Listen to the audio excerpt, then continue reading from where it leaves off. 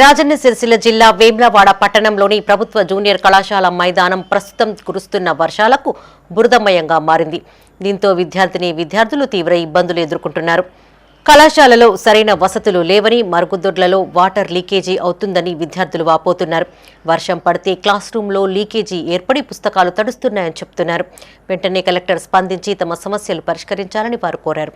మాకు వాష్రూమ్ పోవడానికి చాలా ఇబ్బంది అవుతుంది. వర్షం పడి మొత్తం వాటర్ వచ్చి అసలు పోవడానికి వస్తలేదు. మళ్ళీ వర్షం కొడితే అక్కడ పైనుంచి వాటర్ వస్తున్నాయి. అసలు వాటర్ వస్తే మొత్తం బెంచీలు, బుక్స్ అన్నీ తడుస్తున్నాయి. కూర్చోడానికి కూడా వస్తలేదు. మాకు మిడ్ డే మీల్స్ కూడా పెట్టండి.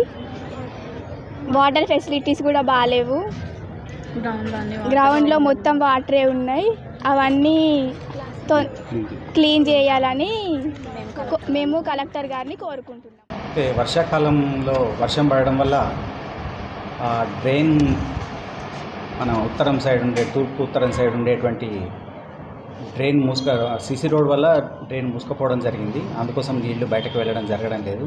దీనికి గాను మేము ఈ సమస్యను మా డిఏఓ గారి దృష్టికి, మా కలెక్టర్ గారి దృష్టికి కూడా తీసుకెళ్లడం జరిగింది. అయితే కళాశాల మైనర్ రిపేర్ల కోసం అని చెప్పి మనకు 24 లక్షల రూపాయలు కూడా మా కమిషనర్ గారు, కలెక్టర్ గారి సహకారంతో మనకు శాంక్షన్ చేయడం జరిగింది.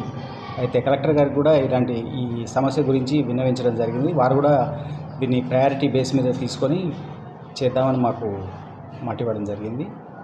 ఖచ్చితంగా ఇది తొందరలోనే విద్యార్థుల శ్రేయస్సు దృష్ట్యా కంప్లీట్ అవుతుందని ఆశిస్తున్నాం. పై అధికారులు కూడా మేము ఈ విషయాన్ని వారికి కూడా విన్నవిస్తామని చెప్పి తెలియదు.